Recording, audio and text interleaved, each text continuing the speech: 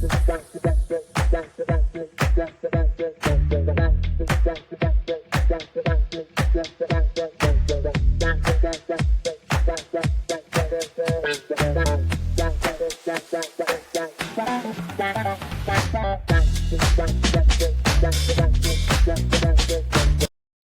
right, welcome back to the Net to Net podcast. I'm your host Sam Kelty. Today's a NFL edition of the Net to Net podcast.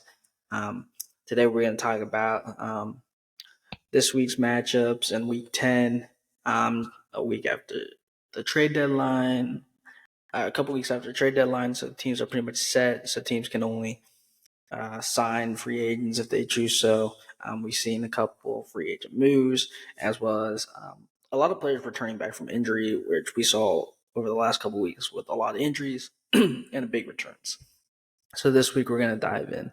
So earlier this week in the Thursday night matchup, we had Carolina Panthers versus Chicago Bears. Chicago gets the win. It's two of the teams that are pretty much vying for that top spot in the draft at the end of the season.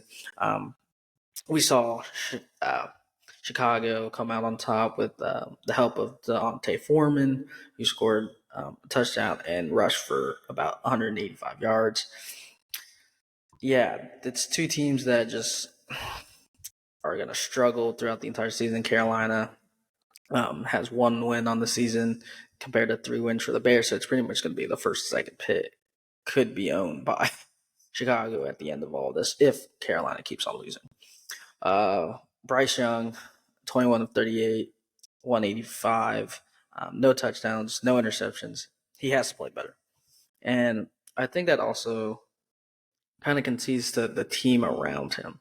And I think a lot of people thought that Bryce Young would be a shoo-in for the Rookie of the Year between him and Bijan Robinson, but that is not the case this year. I think that Bryce Young is one of the most talented quarterbacks that came out of this draft class with CJ Stroud, Will Levis, Anthony Richardson. I think he was the most ready, but I think it has to contribute to the team around him. When you trade away DJ Moore and you lose that deep threat, and you replace him with an Adam Thielen who is on the other side of 30, getting older, not the same Adam Thielen we saw in Minnesota for his first 10 years in the NFL. You bring in a DJ Chark who has that injury history. He can be good when healthy, but he struggles to stay on the field. And you see like the likes of bringing in Terrace Marshall Jr. in the draft a couple years back hasn't worked out at all. You drafted Jonathan Mingo last year, this year. He's still getting time to adjust to the NFL. Like he's raw. He was raw coming out. Inexperienced. I thought he could have used another year in college, but unfortunately, he thought he was ready. On 7 targets, he only had 3 receptions, which is for 20 yards, which isn't great. They are relying heavily on Adam Thielen to carry the load. And then with the running back situation, you have a Chuba. It's kind of bad when you go out and spend a lot of money on a Miles Sanders, who had a great year last year in Philadelphia, and he has 2 carries for -5. That's just, it hasn't worked out this season. He had one good week in week 2, and we haven't seen him since due to injuries. And then Chuba Hubbard, he was one of the best collegiate running backs at Oklahoma State coming out of the draft, and you really don't have a run game. 9 carries for 23. His longest run was 9 yards. It is sad that this Carolina Panthers team is not good. They're going to be going through a lot over the next few years, just with how bad the team is built. So, and we think about, Bryce Young could be a really good quarterback. He's not on a good team. Let's be real. Not a good team. Obviously we kind of knew Chicago was going to win this game. And then kind of going to the Sunday games, New England, Indianapolis. I think the big storyline out of that one, it is in Frankfurt, Germany, in the international series games. There are rumors that Bill Belichick could be in his jeopardy of losing his job if they lose to Indianapolis this weekend. I don't think that's going to happen. I think Bill Belichick is one of the greatest coaches of all time. The, yeah, that hasn't. Yes, it hasn't been the same since Tom Brady left, but he is one of the best coaches. I think if he does leave, it'll be either he'll resign or he'll retire. I don't think he gets fired. He's one of the best coaches to ever coach in the NFL. I don't think this is the way it's going to end. I don't think his job's in jeopardy. Yes, the team has struggled. Mac Jones, you're supposed to bring in a Bill O'Brien who's worked with Mac Jones on multiple occasions, but it's going to take time to develop this team. So hopefully that can work out. And then we have the Colts on the other side with getting Jonathan Taylor back, but losing Anthony Richardson for the season. Gardner Minshew has done an okay job. Just need to get Michael Pittman involved. If you can get Michael Pittman involved, you have a great run duo of Zach Moss and Jonathan Taylor. Get the pass game going. I know Gardner Minshew uh, is stepping in for Anthony Richardson. You did not have that planning, but just get Michael Pittman involved, get Mo Alley Cox involved, and you have some good targets, some big bodies that can go up and get the ball. Alec Pierce, a great deep threat, jump ball specialist, go out, just toss it up to him. He got it. Joshua Downs, yeah, he's been a bright spot for that Colts offense. Just injuries. He won't be playing this week, but yeah, definitely watch out for the Colts. I think the Colts could upset the Patriots this week. Next game, another game of mark. My Cincinnati Bengals take on Houston Texans. We go against CJ Stroud and banged up. No T Higgins, no Sam Hubbard. Jamar Chase is TBD. So that will be a game time decision. So we are kind of hurting with injuries at the moment. But I don't see us struggling against Houston. CJ Stroud, unbelievable season. We're talking about 14 touchdowns, one interception, over 2,000 yards. If it's not Bijan Robinson, it is CJ Stroud for the Heisman, not Heisman, the Rookie of the Year, I think. And when you think about this, typically Ohio State quarterbacks have not done well in the NFL. We talk about the likes of Troy Smith back in the day, the likes of Cardell Jones, Dwayne Haskins, Bryce Miller. They have JT Barrett never turned out, and then you have the likes of Justin Fields, who has promised. He has actually performed as an Ohio State quarterback coming out, and then we have CJ Stroud, who is that prototypical um, quarterback that I think they produced in a while. Other than Justin Fields, I think, and you look at it, it's like it doesn't favor Ohio State quarterbacks going into the pro level. But this is different. CJ Stroud definitely is a NFL ready quarterback. He was last year when he came out. He's having an unbelievable season. The weapons around him. No Nico Collins, who's one of their main targets, but you still have Tank Dell. You still have Bobby Woods. You still have Noah Brown, who can get the job done. And without Tank Dell, no Damian Pierce again with that injury, but Devin Singletary is easily can step in. He was the lead running back in Buffalo last year, so he can fill that position. Next game that we can highlight is Arizona Atlanta at the 105 games. First start for Kyler Murray in 11 months. Let's see how he can do. Yeah, he's been practicing, but you can't, and you can try to simulate a game in practice, but you're not going to get the same momentum, the same kind of drive or the same aspect that you would get in a real game. So there is going to be rust for Arizona. I think Kyler Murray can come in and kind of find his footing. This is kind of a throwaway season, to be honest, for Arizona. There's no getting out of. They're not making playoffs. They're not going to be a team to contend in the West, in the NFC West. So it's kind of get back into the flow of things for Kyler in Arizona, and we look back next year. We've already seen them kind of be sellers. They got rid of Isaiah Simmons. Buda Baker hasn't played all season. And they got rid of D Hop at the beginning of the season. So it's kind of just like trudging along at this point. Do they run with Kyler Murray this year for the future, or do they trade him and go for a Caleb Williams or a Drake May or a Quinn Ewers or a Bo Nix in the draft this year? So Arizona could. It's kind of just let's shake off the rust on Kyler. And then in Atlanta, Tyler Heineke is starting for second weeks over Desmond Ritter.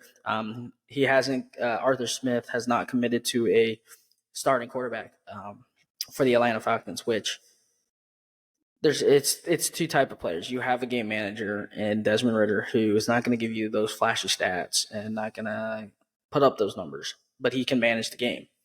Taylor Heineke can put up those flashy numbers. Can he manage the game? Not as well as Desmond Ritter.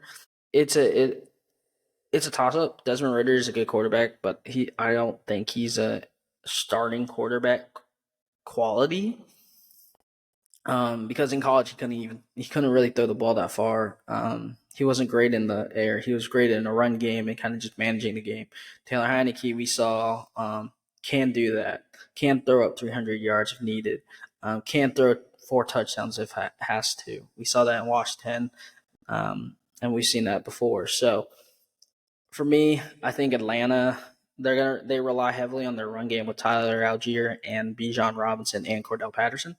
I think in the draft this upcoming April, I think they do use their pick to get a quarterback. I think Desmond Ritter is going to be a solid backup quarterback in this NFL, and same with Tyler Heineke. I don't think they're starting quality quarterbacks. I think this quarterback class this year is going to be loaded, and I don't see them passing up on a quarterback. Looking into the later games, the 125, we got a showdown in the NFC East with the Dallas Cowboys taking on New York Giants. Giants are without Tyrod Taylor, without Daniel Jones, so they're going to rely on Tommy DeVito and Saquon Barkley, especially Saquon Barkley in the run game, which could go either way.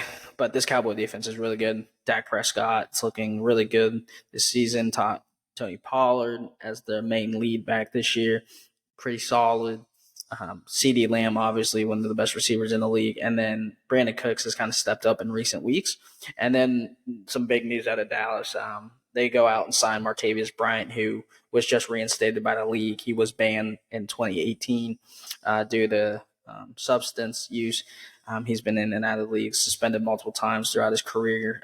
His best season was with Pittsburgh, where he was drafted before he was traded to the Oakland Raiders. I believe he was traded in 2018. So he was with the Steelers in 2014 to 2017. I would say his best year had to be his rookie year, touchdowns wise, but probably his best year overall. I would have said 2015. 50 receptions, played 11 games, 765 yards, 6 touchdowns. He averaged 15.3 yards carry, a catch. And then he and out of suspensions, suspended for the entire 2016 season, and then played 8 games with Oakland in 2018, and then was suspended indefinitely since then. And now he's back. Let's see, can Martavius Bryant show that he still can play? He's 31 years old. He was a beast at a Clemson, and we're thinking about a team that he was on. He played under Sammy Watkins, DeAndre Hopkins, Jaron Brown at Clemson. He really popped off his junior year when he had 13 touchdowns, 61 receptions for over 1,000 yards in Clemson. He's a really good receiver. He's a big physical body. He can go up and get the jump ball over top of the defender. He's huge. He's about 6'4", 210. I like the signing. If this signing works out, it's going to look good for Dallas because it takes the pressure off CD Lamb. Because they target CD Lamb at least 50 times a game, and it's kind of the same thing in Oakland with Devontae Adams, where you have that one really good receiver and then some mediocre receivers and decent receivers around him. This helps take off the pressure, and we've seen it before. We've seen Martavius Bryant be the second fiddle to an Antonio Brown, Emmanuel Sanders, Mike Wallace, things like that. Like, we've seen him be that kind of second fiddle, and I think he's fine with that. And he doesn't need to be that main spotlight. He can come in and take the pressure off of CD Lamb. Another good game to look at is San Francisco AFC, which I can't believe I'm saying. We see Trevor Lawrence, the like Nick Wright says, the prince that was promised, um, playing really good football. Calvin Ridley and him are starting to find a rhythm together. Zay Jones is still in the mix. And then Evan Ingram showing why he's one of the best tight ends in the game, behind Kelsey and Kittle and Mark Andrews. Um, Playing unbelievable football. The defense is good, led by Fakoli Olakunye Olakun, the middle linebacker. He's racking up tackles left and right. We see Devin Lloyd chipping in there too, the middle linebacker out of Utah that they picked up last year in the draft. They're just looking unbelievable, playing but great defense, great offense on both sides of the ball. Going against a really good San Francisco team. They get Deebo Samuels back after 2 games, but still no Trent Williams, which is a huge loss on that left-hand side because I know in the past they have been shifting Mike McGlinchey over to the left side, which he is purely a right tackle. But this is going to be a good game with San Francisco. I'm more inclined to see how the defense does. You go out and get a um, Chase Young on the opposite side. We didn't get to see that last week due to their bye week, but you go out and get a Chase Young to play opposite sides. Yes, it might be a rental, but let's talk about this defense. They are stacked on all phases of the defense. You talk about their front seven. Their front seven. The likes of Chase Young, Eric Armstead, Javon Hargrave, even Javon Kinlaw, Nick Bosa, Dre Greenlaw, Fred Warner, and Oren Burks. That's a solid front seven. And then we talk about the backside. Demondre Leonard. 2 years ago, they got him out of Oregon. A really good shutdown corner. Travarius Ward on the other side. There's Fugunga, who is a beast safety at the strong safety. And then you got the hard-hitting Tyshawn Gibson Sr. on the other side. That's a solid defense to go with this really good offense that, if healthy, is really good. We've seen correction, they don't have. I forgot they don't have Mike McGlinchey anymore, but they are going with Colin McKivitz, who has shifted over to the left side, and then sometimes Jalen Moore slides in. But yeah, a really good, solid defense that can go. Yes, Javon Hargrave is questionable for this game against Jacksonville, but they can slide Javon Kinlaw right in and be okay. My thing on the going back to the offense is Deebo Samuels is healthy. He should be good to go. It's their offensive line. No Aaron Banks. Trent Williams is uncertain right now. Can they rely on a Jalen Moore, a Nick Zakashi with a really young offensive line? This is not the same offensive line we saw last year due to losing Mike McGlinchey, that huge mainstay on that right side. Losing Trent Williams to injury is going to be huge, and same with Aaron Banks. But it is the Niners. They know how to get the job done with injury. So we'll see. Another game is another division rival, Browns versus Baltimore. I think Baltimore steamrolls through Cleveland. Baltimore just looked unbelievable this season. And then you have the night game, New York versus Vegas. The Jets versus the Raiders. This is the second game under the Antonio Pierce era. I think we see that fire and that hunger from the Raiders that we didn't see with Josh McDaniels. I don't think Josh McDaniels. We've seen Josh McDaniels as an NFL coach. When he was in Denver, he wasn't a really good coach. He lost a lot of the locker room. A lot of the players didn't really like him.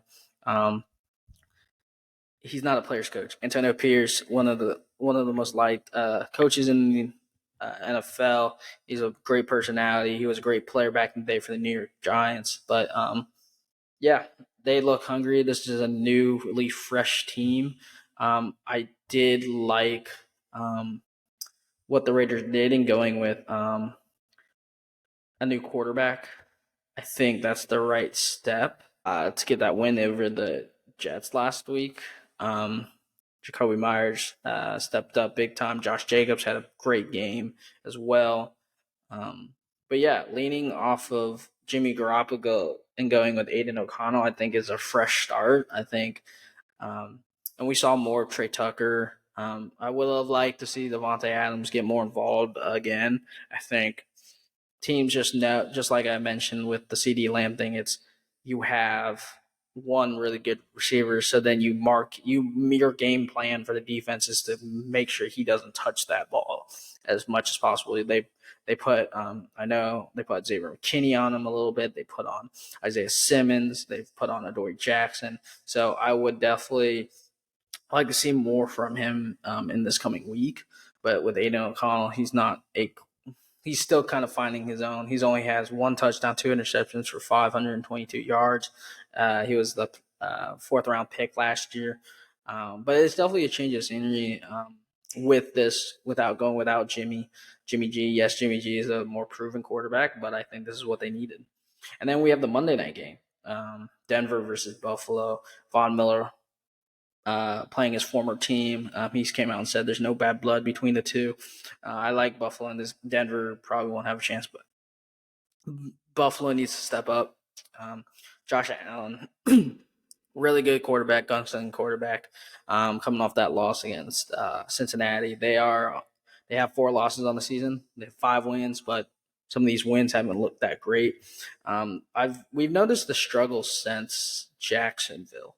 After the loss in Jacksonville in England, they've kind of struggled to get the job done. It's been close games throughout. We saw that close loss to New England. We saw that close win against the Giants, against the Buccaneers as well, and that close loss in Cincinnati. We're talking about Josh Allen, one of the best quarterbacks in the NFL, probably one or two, second or third behind Patrick Mahomes, but he has the most touchdowns since coming into the league in 2018, which is quite impressive for him in 2018.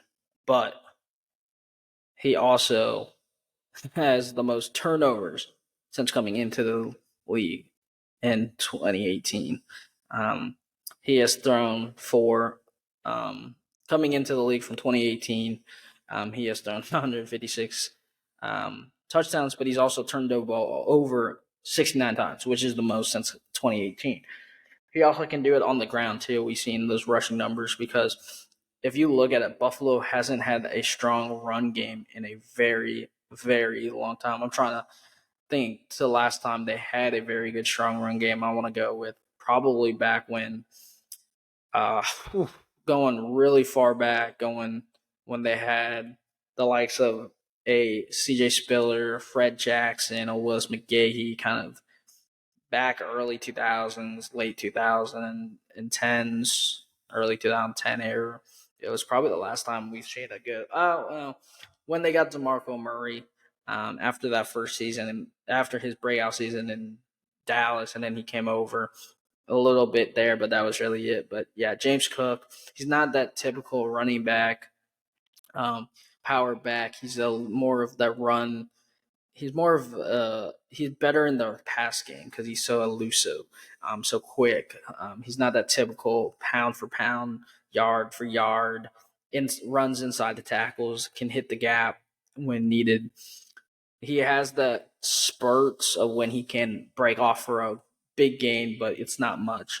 He can't do it consistently. We saw them sign Leonard Fournette on a practice squad. Let's see how long it takes before they bring him up. They have Latavius Murray, but he's getting older. They have a really good their window is now. Their window has been the last few years. It's the players are getting older. Diggs is getting older. Deion Dawkins and the offensive line especially is getting older. You're talking about 3 All-Pro Pro Bowlers on the offense line, and Mitch Morris, David Edwards, and Deion Dawkins. 2 of them are getting up there in age. And then on the backside, Von Miller, how much more does he have to before he gets older? Ed Oliver's still there. You have a Greg Rousseau and AJ Epineza. Like I said, Von Miller's 30, over 30. Leonard Floyd's over 30. Shaq Lawson's almost 30. How much more longer can you use them? Same with Tim Settle and Laval Jones. And then on the backside, you bring in a Rasul Douglas who's 30. Taron Johnson's almost 30. Jordan Poyer and Micah Hart are over 30. Your window is closing. Tre'Davious White is getting up there in age, but he's still young enough though. But the injuries are creeping up. He's out for the season. Their window's closing, I think, with Buffalo. But I do like Buffalo against Denver. Denver is just Denver needs to hit the reset button at the end of the season and just kind of start fresh. I think that's when I think Russell Wilson era in Denver is going to be over after 2 seasons. I didn't like the fit. I think it was just not a good fit. I think it would have worked out if they would have gotten Aaron Rodgers with Nathaniel Hackett back then, but that's what happened. So we'll see. Um, Another big game we can talk about is the likes of Dave Montgomery returning for the Lions after a couple games off. He will split the carries with Jahmyr Gibbs, but we saw Jahmyr Gibbs kind of come into his own without Dave Montgomery there. But we've seen Dave Montgomery be injured and come back and just explode. We remember that game, the fantasy listeners, when he had that 40-point game. But we talking about Jahmyr Gibbs, a running back they drafted in the first round. They were high on out of Alabama. He's that. I compared him to the likes of kind of like a Alvin Kamara second coming because he does all the same things. He might not get you the 100 yards that you need, but he does. Um, he can do it in the run game and in the pass game like Alvin can. We've seen over the last few games with Dave being out, he's played unbelievable. He did get his couple first touchdowns the last couple games, but he can do it all in the run game and in the pass game, which he's really good at. He's very fast, very quick. But bringing back Dave Montgomery, I think that's what they missed due to that kind of like balanced attack. Dave Montgomery has looked pretty good this season. He has of 6 touchdowns on the season, 385 yards, and 94 carries. We're talking about that one game he went off against Green Bay, 32 carries, 121 yards, and 3 touchdowns, and then a 19 carries, 109, and 1 touchdown the next week. He did struggle against Tampa, but he didn't get enough carries because that's when he got injured, and then he missed the next 2 games. So 6-2 Lions, which at the beginning of the season I was very high on. I liked the promise that I saw at the end of last season. Going into this season, I like what they did with the roster. I'm talking bringing in Aslam Laporta from Iowa, another physical tight end produced out of Iowa, to replace T.J. Hawkinson, a very, very good check down guy that Jared Goff can rely on. If they can get Jameson Williams going, they could have a really good skill at the skill position, which could be very good for them. And like I've said, they have one of the best offensive lines in the NFL with Taylor Decker, Jonah Jackson, Frank Ragnar, and Penei Sewell, with Graham Glasgow too. Very good offensive line. Their defense is there. Yes, and I thought they would struggle without C.J. Gardner-Johnson, who is injured for the season, but a lot of people have stepped up. We're talking about Kirby Joseph, who was one of the leading interceptions last year.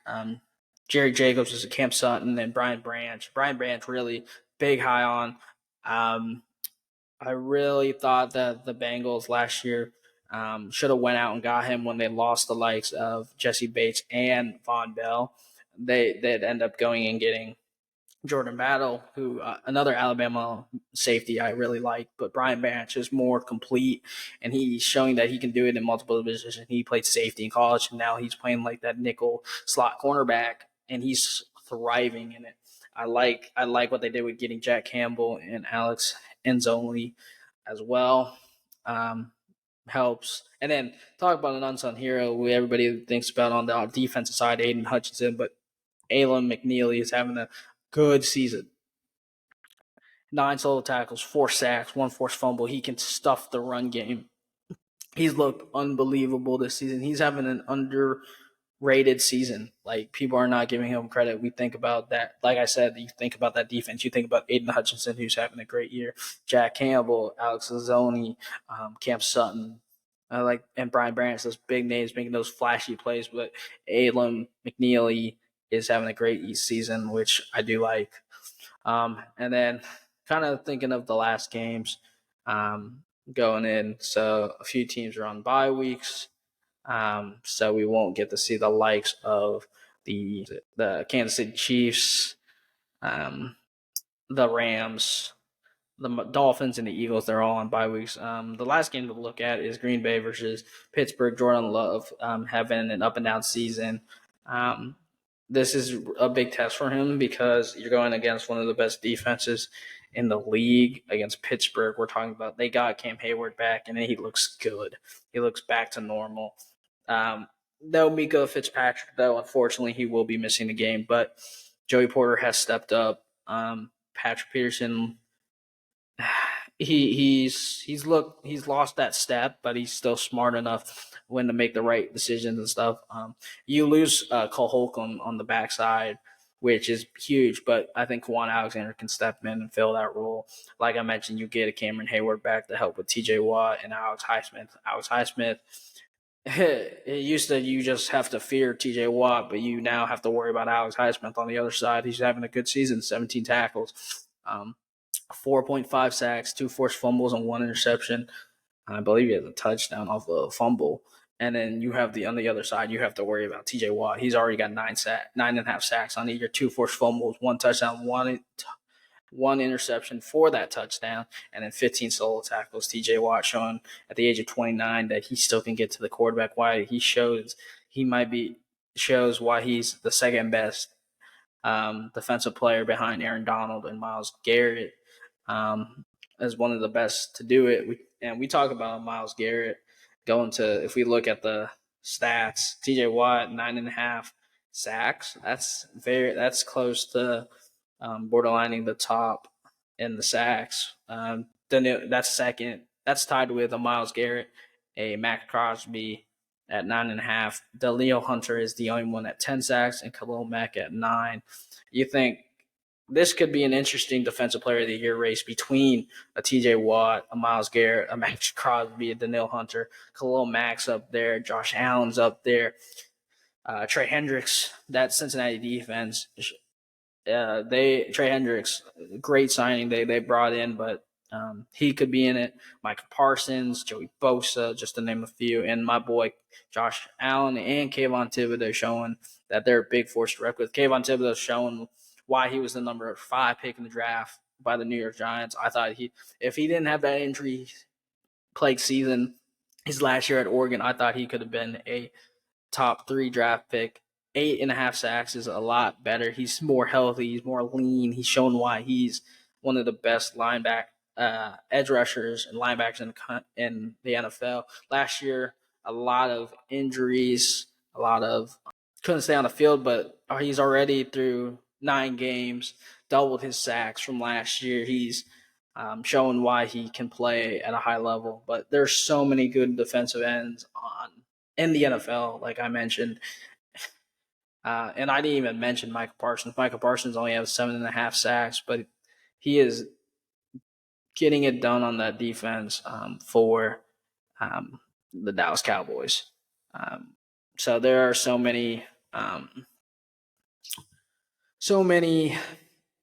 players that can vie for a defensive player of the year. I think the top 3 candidates right now have to be T.J. Watt, Myles Garrett, and Aaron Donald. Yeah, Aaron Donald doesn't have the sacks, but he has the tackles for loss. He has the tackles. He shows why he needs those double teams every time.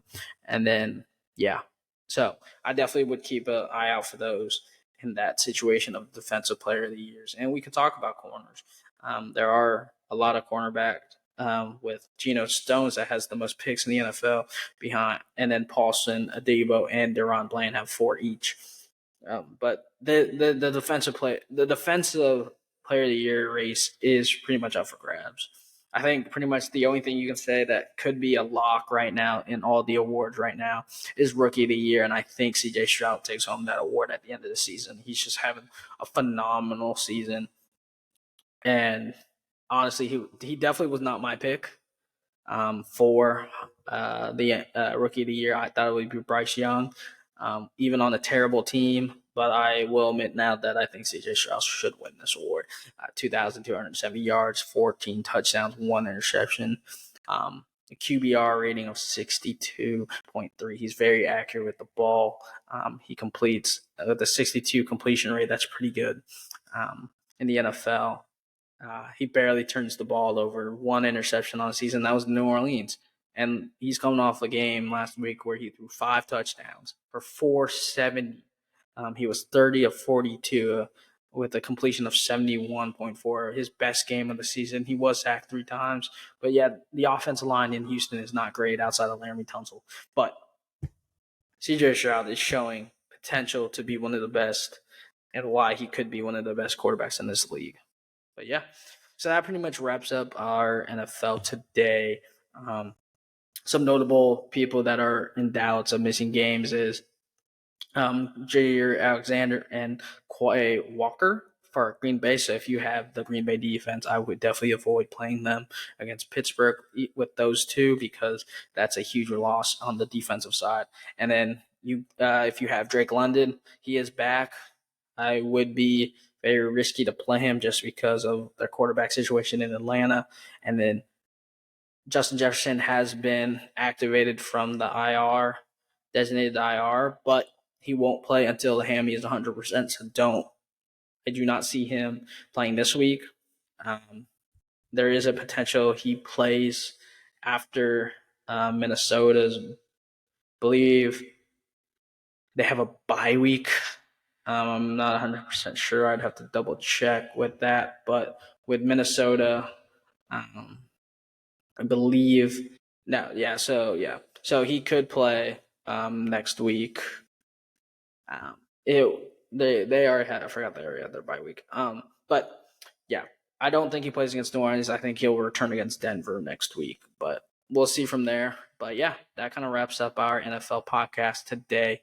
Definitely keep a lookout. You'll get this Sunday morning before the game starts, so guys can listen before you watch the game. And definitely keep a lookout for our NBA and our NCAA basketball episodes. And if you haven't, go listen on YouTube and Spotify to our soccer and our college football ones that were released today on Saturday, as well as I will probably have something out Sunday after the Crew game. So definitely keep a lookout for those. And yeah, I'll see you guys soon. Peace.